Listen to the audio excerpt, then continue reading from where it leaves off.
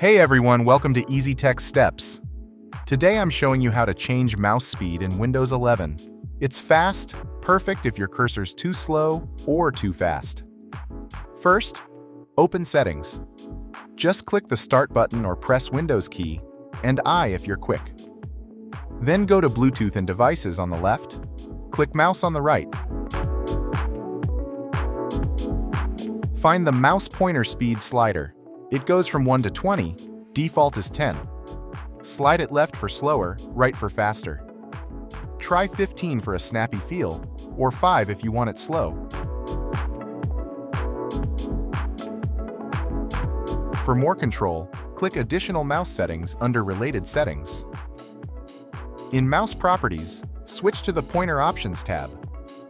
Move the Select a Pointer Speed slider the same way, left for slow, right for fast.